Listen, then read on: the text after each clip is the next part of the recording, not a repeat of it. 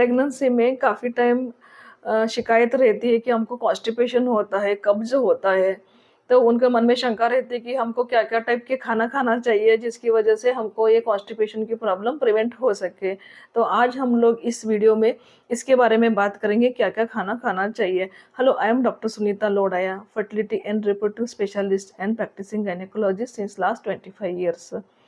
Pregnancy में constipation ये problem काफ़ी नॉर्मल है, काफ़ी लोगों को कॉन्स्टिपेशन कब्ज़ की शिकायत रहती है। अभी पहले देखेंगे कि कब्ज़ कॉन्स्टिपेशन प्रेगनेंसी में क्यों होता है। प्रेगनेंसी में प्रोजेस्टेरोन नाम का एक हार्मोन रहता है, जिसकी मात्रा ब्लड में बढ़ जाती है। उसकी मात्रा बढ़ने की वजह से इंटेस्टाइन के जो मसल्स रहते हैं, उसकी मोटिलिटी उसकी वजह से कम हो जाती है। इसलिए जो खाना खाते हैं वो खाना आगे सरकना कम हो जाता है, जिसकी वजह से कॉन्स्टिपेशन होने का चांस ज़्यादा रहता है। साथ ही में प्रेगनेंसी में एसिडिटी उल्टी सब रहता है, इसलिए जनरली उनका इंटेक फूड का इंटेक कम हो जाता है, साथ ही में लिक्विड का इंटेक भी कम हो जाता है। ये ऑल टुगेदर ये सब चीज़ों की वजह से हाई प्रोजेस्टेरोन लेवल, कम खाना खाना, पानी का सेवन कम करना, ये सब चीज़ों की वजह से प्रेगनेंसी में कॉन्स्टिपेशन होना ये बहुत ही कॉमन चीज़ होती है। अभी हम लोग देखेंगे नॉर्मली फाइबर रिक्वायरमेंट कितना होना चाहिए।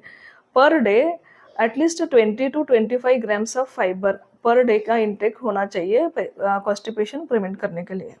अभी देखेंगे कौन से खाने में हमको फाइबर ज़्यादा मिल सकता है। तो कॉन्स्टिपेशन प्रिवेंट करने के लिए प्रेगनेंसी में हमको हाई फाइबर डाइट, मतलब जिसमें रेशा युक्त खाना ज़्यादा खाना चाहिए, जिसकी वजह से कॉन्स्टिपेशन कम हो सकता है। जैसे कि फ्रूट्स, वेजिटेबल्स, रॉ सलाद, स्प्राउट्स जैसे अंकुरित मूंग, मटकी, मसूर ऐसी दालें, छिलके वाली दालें, ग्रीन वेजिटेबल्स, ये सब चीज़ों का सेवन ज़्यादा करना चाहिए।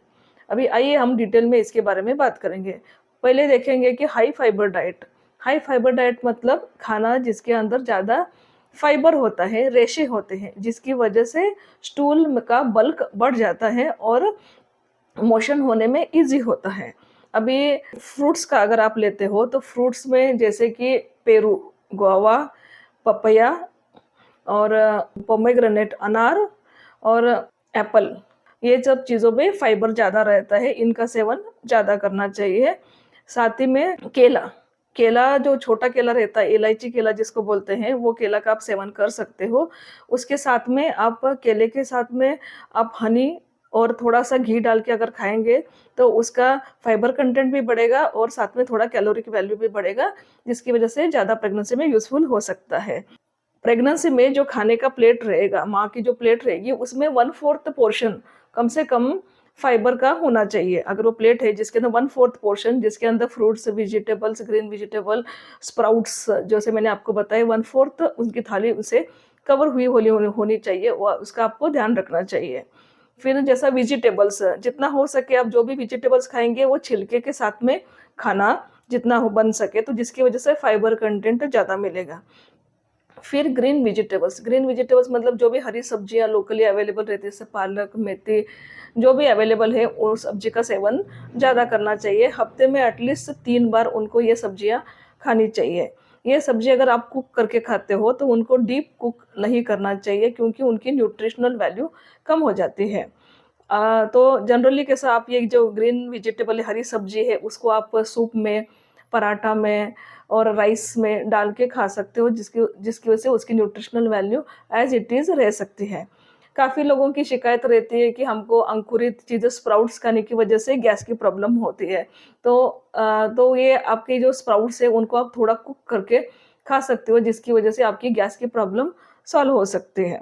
फिर पानी, जनरली हम प्रेगनेंसी में एडिक्वेट क्वांटिटी में पानी नहीं पीते हैं। पानी एक दिन में 2 से 3 लीटर पानी मिनिमम आपको पीना चाहिए। मतलब 8 से 10 ग्लास पानी होना चाहिए। और हमको कैसे पता चलेगा कि हम जितना पानी पी रहे हैं वो सफिशिएंट है या नहीं है? यूरिन का कलर, कलर यूरिन का व्हाइटिश कलर का अगर है तो आप एडिक्वेट क्वांटिटी में पानी पी रहे हो। एक्सेप्ट अगर कोई गोली की वजह से अगर यूरिन का कलर चेंज होता है, वो छोड़ के आपका व्हाइटिश अगर यूरिन आता है तो आप एडिक्वेट क्वांटिटी में पानी का सेवन कर रहे हो।